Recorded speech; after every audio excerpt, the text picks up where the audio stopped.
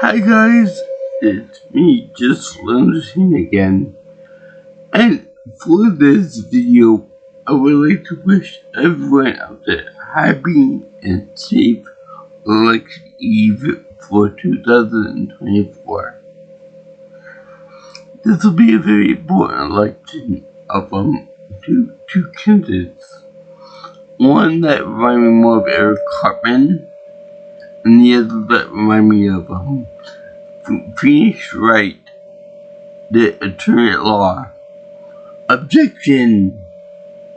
Yeah, I'm not gonna say who I'm gonna vote for, but I think you know where I'm gonna be going for this, because my audience is very smart. But I will be talking about this book on the Trump presidency for this election eve, and oh boy, is it a big one. It's fire and fury inside the Trump White House. Is that a lovely picture of the angry orange stands up Donald J. Trump, DJT, and the book is written by Michael Wolff.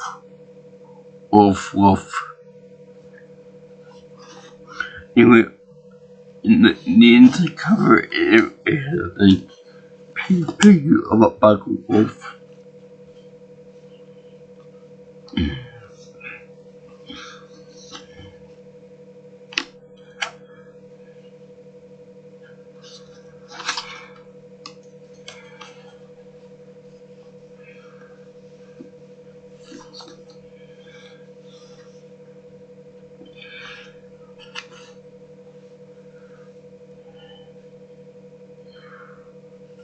Yeah.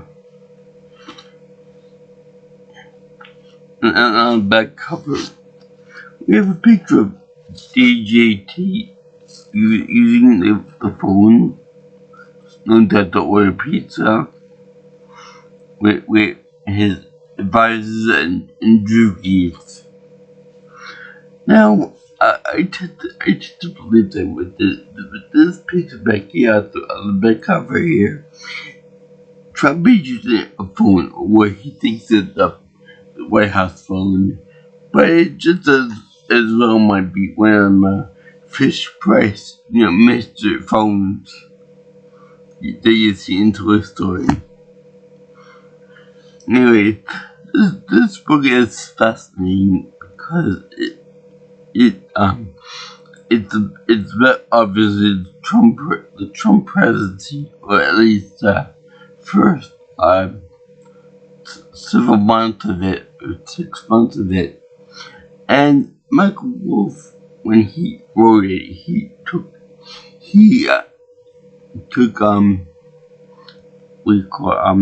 not inspiration. He jotted down notes of what happened and what was said during the actual stuff that happened there, word for word, what he saw he wrote. So whatever I read in this book really did happen in lifetime. So if someone says fuck you, they really said fuck you right then and there. Whatever type of press events they might have had, any fake news stuff, it happened right there in real time. So I gotta give them credit for that. It takes a lot of cojones to really get a feel for this stuff. In lifetime, and people to stomach it for so long. That takes a lot of guts, even for like a hardened reporter. So most of this stuff has come out to light eventually in the CNN, MSNBC, etc., etc., etc. But government, they have a Fox. No. We can't have anything bad about Trump on Fox News or Fox, anything to do with conservatism or anything of that nature. They mentioned Breitbart in it. Breitbart, Steve Bannon's little pet project there. And what was the other one? He doesn't mention Newsmax in there because Newsmax wasn't a thing back then when this book came out. During the 6 months or so, during the first 6 months or whatever from presidency. So, there are some basically, things that you would expect and things that, well, one thing in particular that kind of caught me off guard and it really did surprise me about the angry orange. Well, I'll get to it later on. But, let me just say that Trump didn't want to be president. Look the corner to this thing, and the guy sourced it in the White House. Mr. Wolf's sources. It said that he didn't want to become president. It was more like an accident, like he said certain things and people bought into it. And so then when he rode down the escalator, he was he's like a old-time hero, like grassroots hero for saying what he had to say. Be into the establishment and this and that. But yeah, he Trump proved not to be into the establishment, but part of it. And it was also like in this book, he also breaks down like each person, each role they had in the White House. For example, they have Steve Bannon there, and Steve Bannon was a little smart little troll who is a very staunch white nationalist, racist, xenophobe, isolationist. Don't worry about what's going over there for the global stuff. Just concern yourself with what's going on in America. And that ain't right, because whatever happens over there in let's say Europe or Africa or Asia somewhere, we'll always come back to here because we're all one big globe. And if you compare that to, say, a conflict in Asia, it's really not that big in comparison to, say, like Jupiter or Uranus or something like that. Yes, I'm talking about the planet, and not anything else. But yeah, it looks like Bannon was pulling the strings perhaps a little too much with Trump and with the president of the United States, and he was making it sound like the president came up with all these ideas and things, but it was really his idea to do certain things, and yeah, it made the country into a basically crazy divided thing. So you can blame it mostly on Steve Bannon.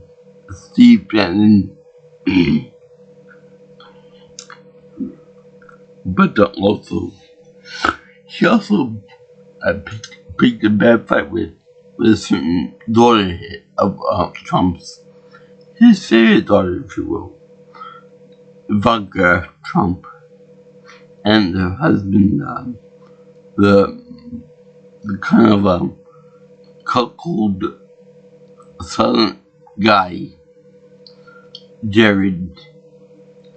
And the problem is that he keeps making a an enemy out of them, saying that that our goals are opposite, go to hell witch, that type of thing. He never called a witch, but he did tell her to go fuck off. I'm gonna get you in a group too. So, number one, this is very unprofessional to talk to any woman that way. Okay? Number two, it's a very bad move to talk to a woman like that, especially when he's your boss's daughter. Okay? This is good to how much Steve Bannon respected people, and he thought he could remember it with his big mouth, and that he thought it was too big for his britches. Okay? I mean, Trump was the most powerful man in the world at that point, unfortunately. And I think that Steve Bannon, thinking that he could smooth talk a man, bad mouth his family and all that. That shows a very big sense of arrogance, probably even more than Trump himself. Sense of arrogance, rudeness, and just a lack of common sense. Because Trump could have been like Putin and just said, okay, we'll be you.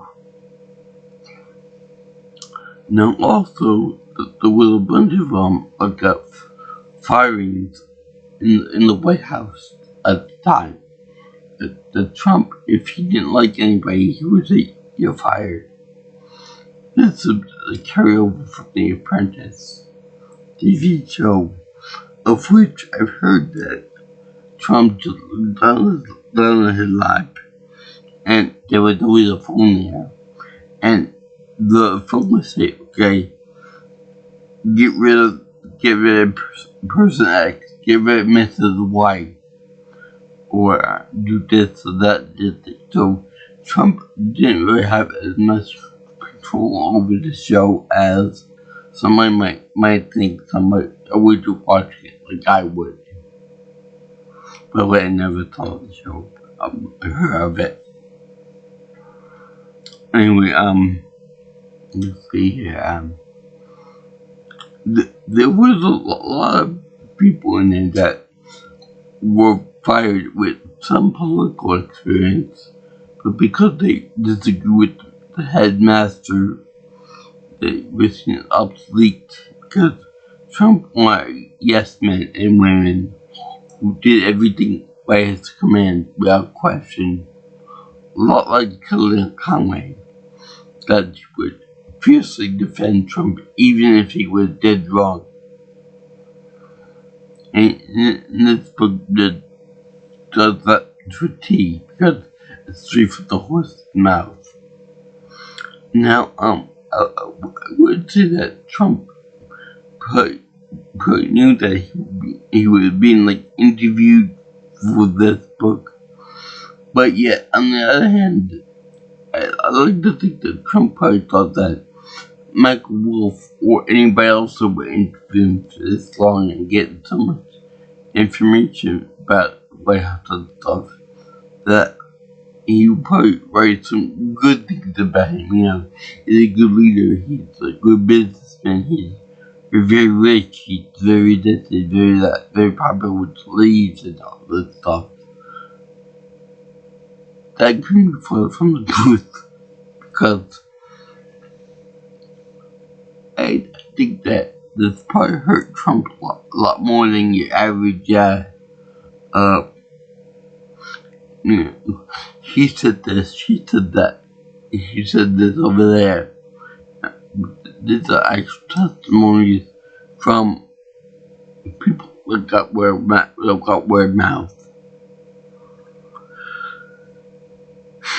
Now, let me just say that when President Trump took office in 2017, we were all surprised. We didn't think it would happen like that. And even I was saying, give the man a chance, give the outsider a chance.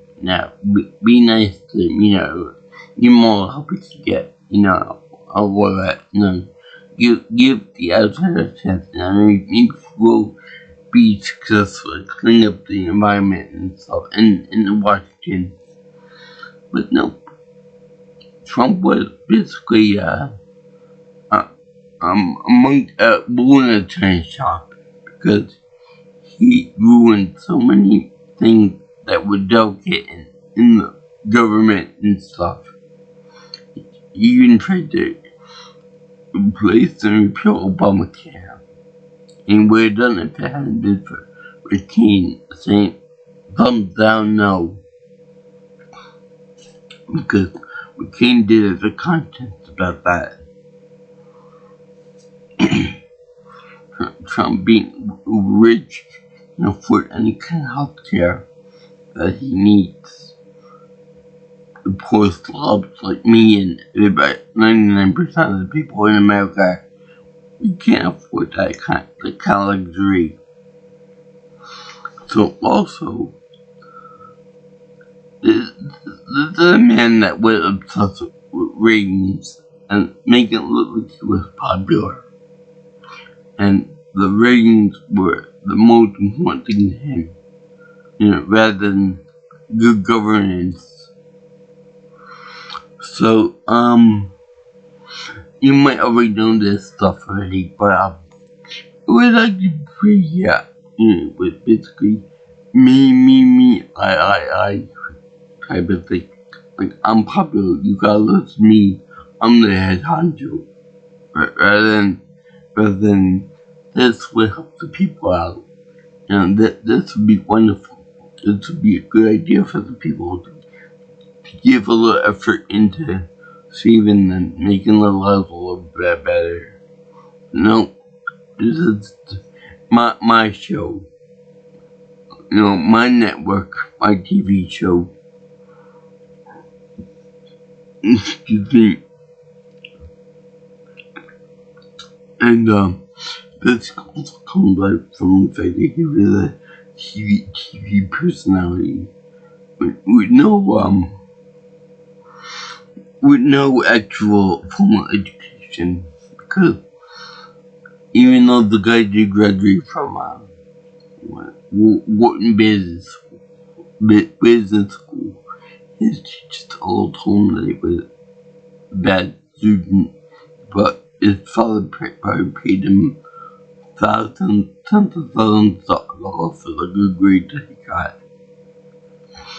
I mean, I'm not the one that said it. In the book there, you have testimonies that said that people around Trump see he's dumb as a cycle with mice.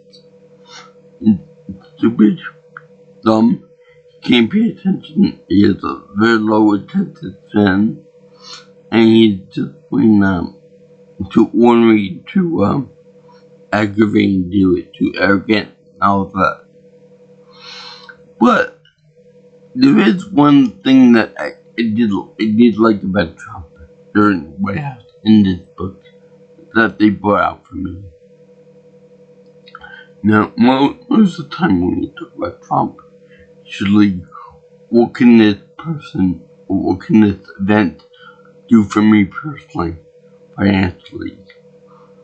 And that being, like we want war in whatever Middle Eastern country, we should get a piece of that, or I should get a piece of that. I want credit for doing this. I want credit for building a wall. I want credit for taking back Obamacare, because it sucks, according to him. Or I want this, I want that, I want whatever. I want that Space Force inside of me. Now, that wasn't in the book because, like, after the book was done with the research, but you get the idea right. But there was one incident where Trump acted selflessly, and that was the chemical attack by the leader of Syria at the time. I can't embarrass myself by trying to pronounce the guy's name, but I think you guys know what I'm talking about. He attacked his own people with chemical weapons. I forgot what the exact one was. It might have been sarin gas, or maybe mustard gas or something. And he attacked women, children, old people. So it was a very bad hombre, if you will. So that's the one thing that Trump actually did care about with passion. It wasn't motivated by greed or popularity or tax cuts or whatever the case is. He really did feel for these children. He wanted to avenge them and help them out in any way possible. So I gotta give credit a little bit to him for that. Other than that, no. It was just a popularity hound. It was just like a, follow-up hound. I remember when when they had a whole lineup of world leaders at like a G20 summit. It might have been that, it might have been something else. Where he was like, we pushed aside the guy to be the headline. All the people over there would got the information at some point or another. If you got the information 26 letters at the guy in first or the guy in front of you, it wouldn't make a big deal. Because he was Trump, he had to be the guy in front. America first and all that. And though it's me, I first. That's real kind of stupid. He had these various childish tendencies. Like that, for example, or a part where he was very stalwart when it came to European Union countries like Angela Merkel for Germany, other things when he was like this. The only way you're gonna get past me is if you give me some candy. I ain't going anywhere without my butterscotch dribbles. And the fact that he didn't follow protocol when it came to many important dignitaries like the Queen of England at the time, Queen Elizabeth II. Now, and I know that some people might not like her, but I find it respectful to pay your respect, even though you might not like her to be, respectful to the woman. She is old, she is a world leader and stuff, and it's hundreds of years of protocol to follow. But no, Trump just said, fuck it, I'll walk beside her as equals. That and the fact that he messed up the whole North Korea deal too, and that he wanted to be the first president to actually extend a hand to him, Kim Jong-un, thereby accidentally making North Korea at equal terms with the U.S., which I ain't like too much. Anyway, he talks tough in this book about how, I'm gonna be tough on this person, that country, this country, and all that. But yet, when it comes time to defend the face Vladimir Putin, like a little puppy dog, because he knows that if Putin ever got the chance to be with him alone, Putin would easily rip out Trump's heart and eat it back in front of his dark eyes, like one of the Mortal Kombat characters. It's like, get over here. Then bam, rip out his spine. So I think that he was a very he was a very cowardly person. And if you get him alone, but if you in front of the camera, he's like talking tough and all that. Meanwhile, the White House was like in chaos because you had to fulfill the baby's needs.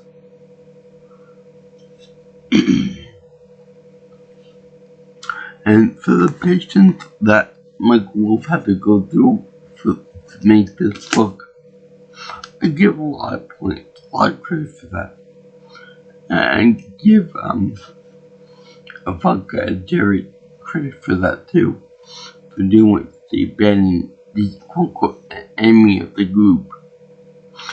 It gives fans himself like the badass guy that would be like the heel fighter in the group, the done and dirty type guy. Whereas you're working in government, you're working on the same government, and you should try to work together for the sake of the entire group. But then he had to be a criminal jackass. I'm glad that he's arrested at this point. And let's see, talk about Scaramucci, Little Brown Reserve.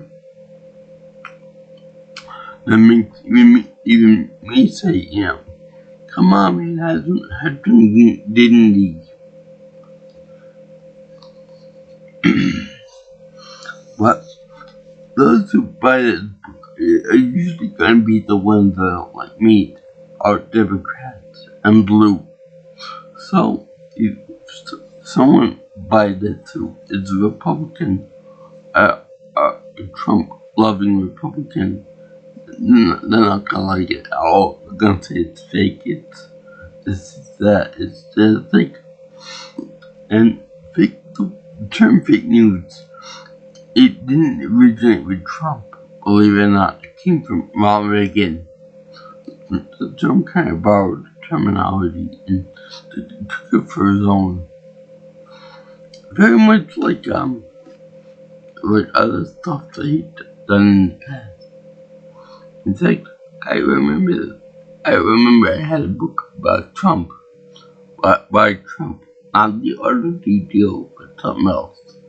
Can't remember the name of it offhand, but he said, during his campaign, he said, I'm gonna be tough on China. And where do you think he gets most of the steel from for his building? From China. Because the cheaper. That's what he said that's what he himself said. So, yeah. He's a Bigfoot liar and a fraud and a cheapskate too.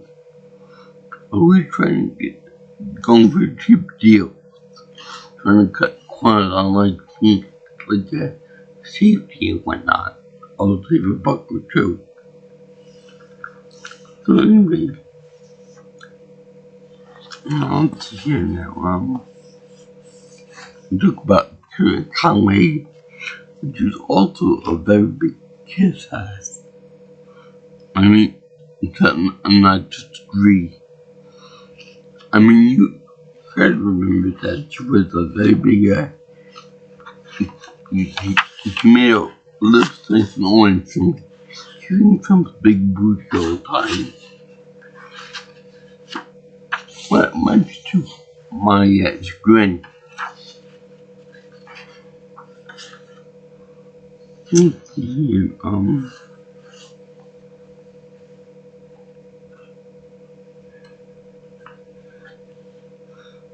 Mickey Brzezinski and Joe Scarborough radio show, and Trump was Bannon was arguing with them a few times.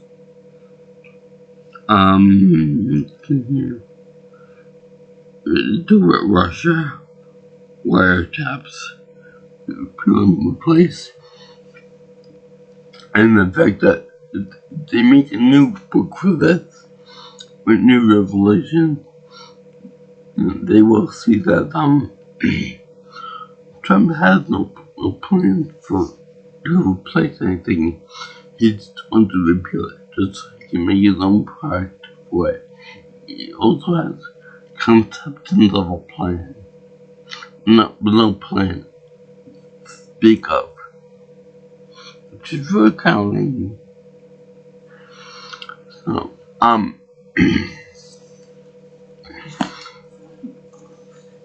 and thank you for watching my video review of Fire and Fury inside Trump White House. It was complete madness. I remember this movie lasted a few months at the most. And I remember that I felt so bad for Sean Spicer because his job was to try to provide some sense into Trump's madness, and it didn't work too well because everyone jumped down his throat for it. But I think you were trying to do his job, but I just felt so bad for him. But I love Melissa McCarthy as Spicer, or as I like to say, spicy. But the best Trump impression would definitely have to go to Alec Baldwin, because he nailed it. I don't care who took out for SNL for him, but no one can do Trump like Alec Baldwin. Plus the fact that he got under Trump's orange skin himself. That was a plus too. And you can't make fun of Trump, you know. Anything that you say about him, it's like an attack on his person. He always made everything too personal. If you say that, oh, this guy's hair is too crabby, well, I take that personally. If you disagree with him on something, you're taking it too far. You're impersonal. So, I did this for Election Eve in 2024. Hold on to your butts, because the election should be interesting, and hopefully this guy won't be president again for another 4 years, because I have a good feeling that if he's elected again, we're not gonna give him, he'll change the rules, he'll whip it out the Constitution, and he'll just make it so that he's prison for life. And when he eventually passes on, when his daughter or his sons will get into power, and they won't go leave either. And in the book here, it says that people often call Ivanka, Jared, or Eric, and John Jr. Dominus Rocks too. They're equal terms with this sister, and as far as smarts go, and it goes to Jared too. So yeah, I give this book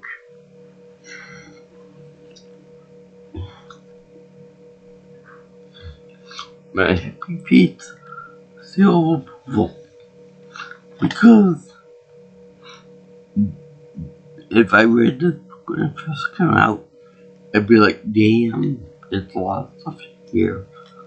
It'd be almost hard to believe if I didn't hear from like the guy who found himself, or from things that happened in the White House. You can imagine him playing with the tape recorder so much that by the time he was done with it was smoking catch fire. So I'm gonna do something a little differently this time. Rather than going directly into my Twitter and where you can contact me and stuff, I'm gonna talk about like updates on Trump's latest rallies and whatnot. In no particular order. And I'll try to make this as quick as I can. Because I'm really tired of talking about him. You know, there was English to go to a rally in the Southwest United States. I think maybe Arizona or Nevada. You know, when I'm real hot states. So, he was late. He was freshman late by like 3 hours. While everyone waited in the hot sun for him to come. We were doing a podcast with all people, Joe Rogan. And Kimmer happened to look at his right ear with shot. And there was no damage, no blood, no scarring, no trauma, no physical trauma to it whatsoever. So unless Trump has a human factor like Wolverine, I'm gonna call him bullshit on that injury. That if you get shot in the ear, it's a very good chance that it should be a mark in there, or the tiger could easily go for the head. I don't wish it on him, but that's my opinion about that. So I think that it would probably a bullshit attack. And I won't go into that because, sensitivity and stuff like that.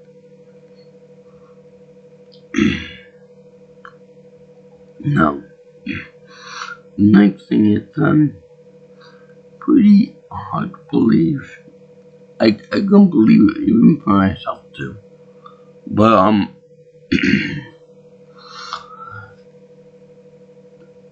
the last rally, I think it was either in Pennsylvania or North Carolina, where he's having a microphone issues, and he was saying that I don't want to pay these people because of the microphone issue. So okay, we know he's a cheapskate, and we know that he does to avoid paying the bill, but to give any excuse why not to. Okay, so that's pretty much call for the course with the Donald. But then he goes into something that I couldn't believe it unless I saw it with my own two eyes. Okay, he actually takes his hand and does this the microphone stand. Okay, that's fine enough, but then he proceeds to how should I put this, suck the lollipop, if you will. And I'm like, this is a man who's trying for president, to run again for being president of the United States, most powerful country in the world. And that's the last mistake is you. I mean, there are probably thousands, if not millions of people with children that watch this man give pleasure to a microphone. I mean, it's like, why? What was he thinking? What was he thinking would happen? He's obviously a little bit tired and a little bit mental. I mean, like, I don't want to say anything bad about that, but still, I don't want to seem like I'm a monster or anything, pick on an older guy, but I mean, what was he thinking when he did that type of stuff? I think it's one of those type of things where,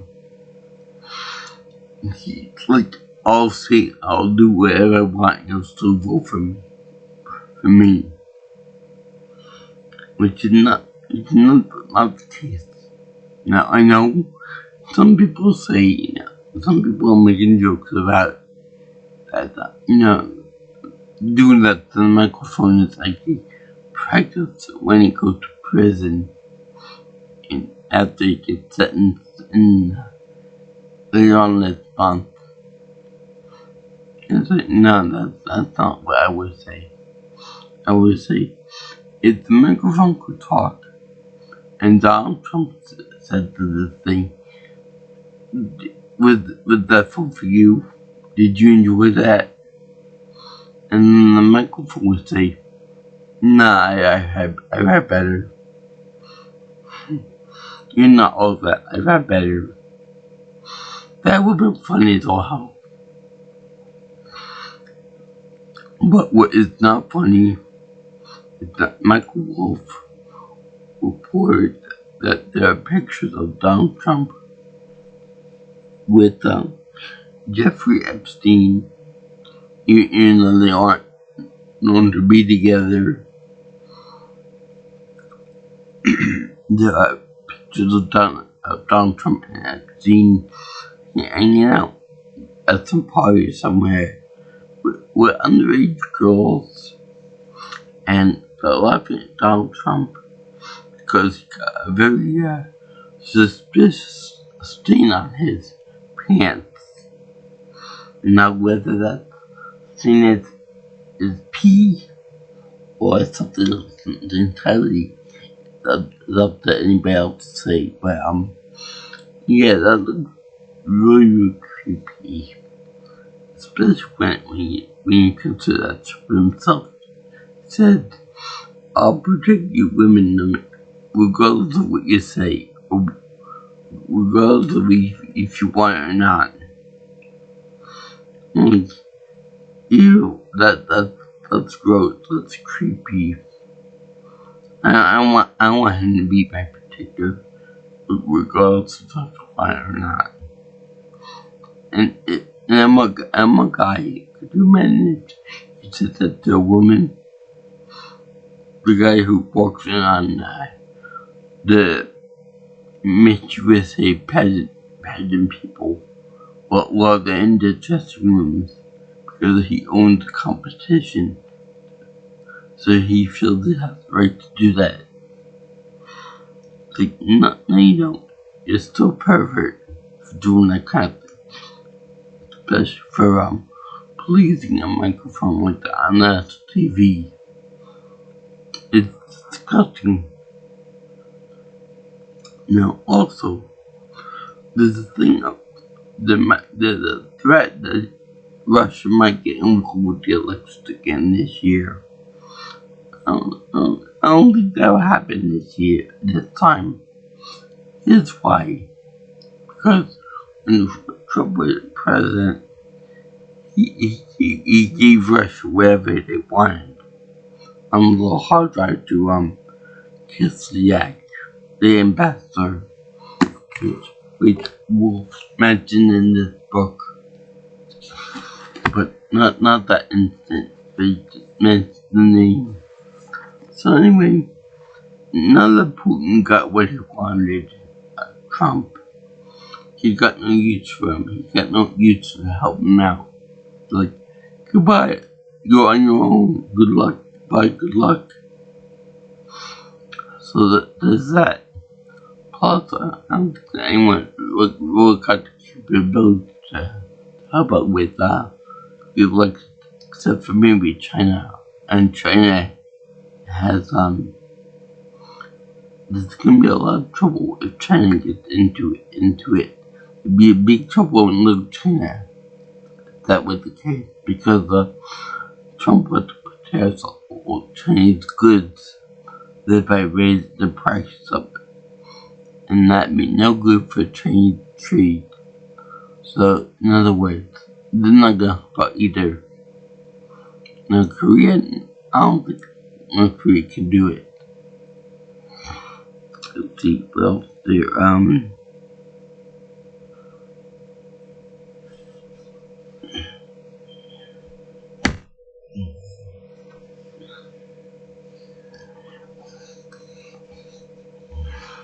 sorry about that, there is a little bug on my book over here.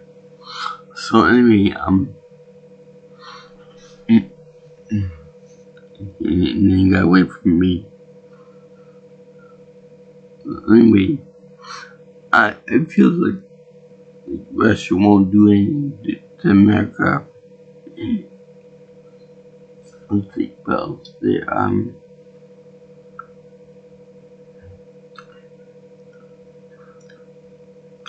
you know, in this book, everybody thought they were smart. And, you know, Bannon more than anybody else thought that he was a genius, a stable genius, if you will. But we know that he wasn't really that smart in comparison to everybody else. It took that Trump doesn't get in power again. He doesn't fill the void with, like, yes men who think they're all smarter than he is. Especially with kids. Again, the old nepotism. And the same could be said for, like, whole pigs. Which he mentioned in the book too. Let's see, well, they're, yeah, I mentioned about the MC thing.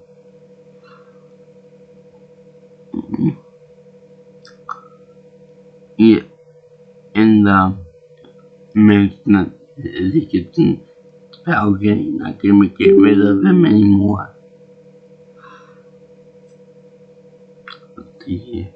I will hope that Kamala Harris wins to take back women's abortion rights and medical health for them. Yeah, women deserve it. Women deserve that, and they deserve bodily autonomy, and they deserve the right to vote too. That could be on the chopping block next. Women. And I ain't gonna have it.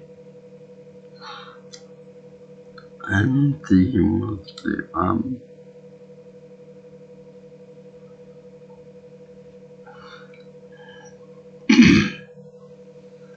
yeah, the racism of Puerto Rico. I happen to probably know quite a few Puerto Ricans in my life from college. And I think that they're very fine people. No joke here, they're very nice people. All of them. So, to hear that, I know that Donald Trump didn't exactly say that Puerto Rico's a dumping ground or a piece of garbage and all this. He didn't distance from the comedian, which is a comedian that said that stuff. And even the people who were supposed to be entertained by this comment, the people who, the mega people who are racist and all this, and they were like, they weren't really laughing too much at the jokes, especially that one. So I think that it's definitely bite in the ass. Especially because he integrated himself from there.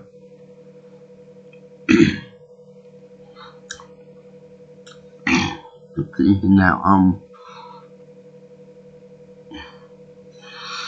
so I think they'll definitely hit him hard with the Latino voters, the Hispanic voters, or however, whatever name let's go by. By the way, I like to say that I'm part Latino because my grandfather was from Argentina. So anyway, that's me though.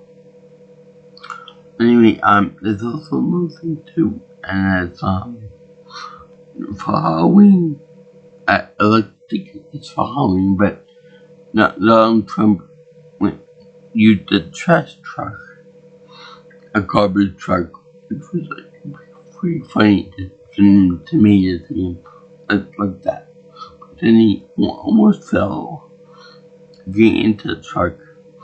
Oh, kind of like what I did when I did my little boogie woogie dance to his thing.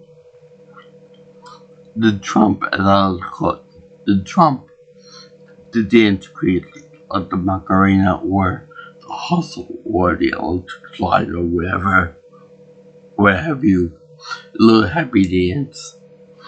I like to think that it'd be funny if during the actual voting process, if he does the little happy dance thing there, he thinks he's winning. But when he loses, it's like, I'm depressed now. Oh boy, I'm winning, so let me do a little jig over here. And that'd be massively funny. But anyway, it looks like he might be having a mini stroke, which no laughing matter anyway. But he wouldn't find Joe Biden if he were having that same issue. So anyway, the reason I bring that up because I find it really hilarious that some of his followers also dress up like in black trash bags.